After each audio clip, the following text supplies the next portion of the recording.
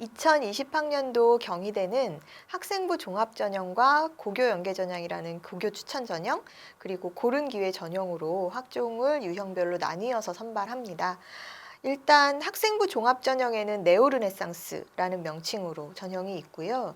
이 외에 논술우수자와 실기전형이라는 요소도 경희대에서 이제 학생을 선발하는 기준이 되는 것이죠. 경희대 학종은 교사 추천서가 선택적으로 제출하게끔 되어 있어요. 그렇기 때문에 대부분의 학생들은 교사 추천서를 이제 제출을 한다라고 생각을 하시면 되고요. 고교 연계 전형 같은 경우에도 이제 정량 평가와 서류 평가의 중간 단계, 우리가 뭐 앞서도 여러 전형들을 살펴봤지만 이렇게 완전히 교과 전형도 아니고 완전히 학종도 아닌 중간 단계 형태의 전형들이 있었잖아요. 지금 경희대 고교 연계 전형도 마찬가지입니다. 정량적인 어떤 내신 등급의 요소와 그 다음에 학생부의 종합 서류 평가라는 그런 정성 평가가 동시에 진행되는 전형이라고 보시면 되고요. 학교 추천 이제 고교 연계가 돼서 이제 학생들이 들어가는 것이기 때문에 사실은 이제 교과 전형에 조금 더 가깝지 않나 이런 생각을 하시게 될 거예요. 우리가 대부분 이제 수시 전형에서 충원율이 가장 높은 전형은 교과 전형이라고 일전에 한번 말씀을 드렸는데 경희대 고교 연계 전형도 충원율이 꽤 높은 편입니다.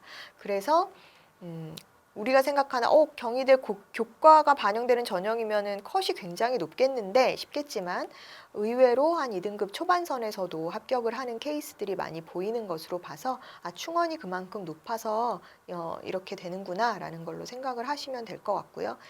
네오르네상스라는 명칭으로 되어 있는 학생부 종합전형은 서류평가로 정성평가만 진행을 합니다. 그러니까 교과의 정량적인 요소가 반영되지 않고 이제 여러분들 딱 하면 딱 아시겠죠. 정량적인 요소, 내신 등급이 아니라 세특 기록이나 여러 가지 연계된 활동 그런 상황들로 정성평가가 진행되는구나 라고 생각을 하시면 되고요.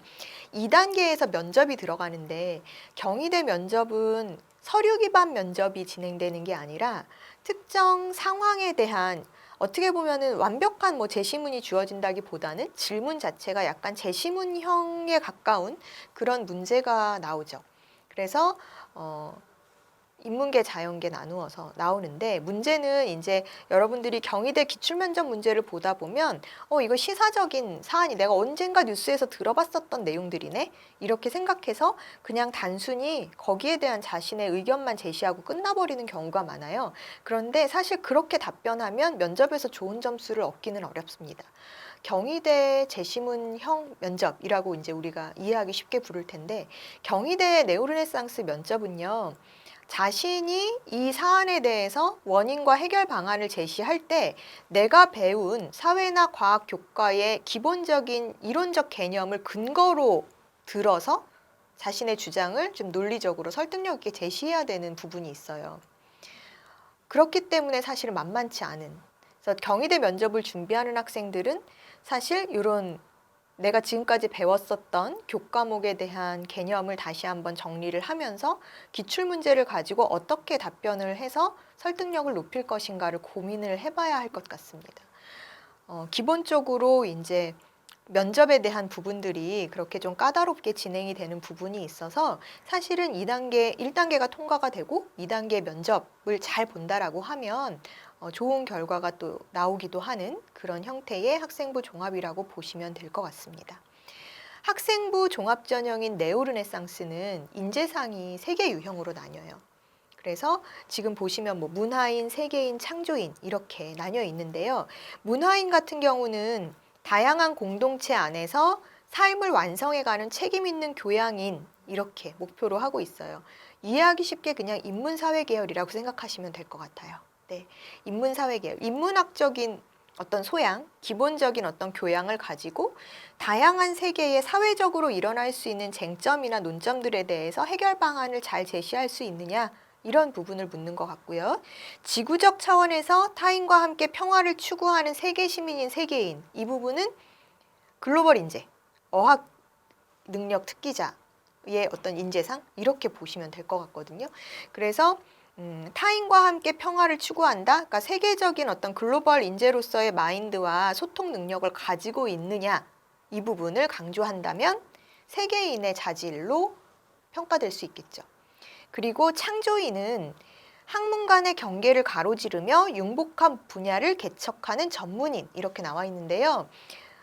수학, 과학 쪽의 인재. 근데 수학, 과학 쪽의 인재가 단순히 특정 한 분야에 어떤 특화된 그런 전문적인 부분만 막 강조하기보다는 내가 수학적인 사고력, 논리적인 사고력, 과학적인 탐구심 이런 것들을 가지고 있으면서 다른 영역하고 연계돼서 좀 융합적인 활동을 하는 학생들 이런 경우가 이제 이 창조인에 해당된다라고 보시면 돼요. 그래서 창조인이라는 말 자체에서 뭔가 지금까지 기존에 없었던 틀을 깨고 새로운 분야를 개척하거나 새로운 시각을 제시한다거나 하는 부분들이잖아요.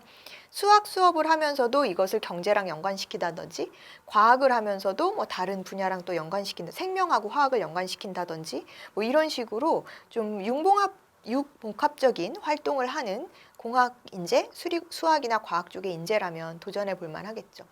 학업 역량을 어느 정도 보는 부분이 있어요. 그래서 수학과학 베이스라는 것이 창조인에서는 좀 들어가야 된다라는 거 이해하시면 될 것 같고요.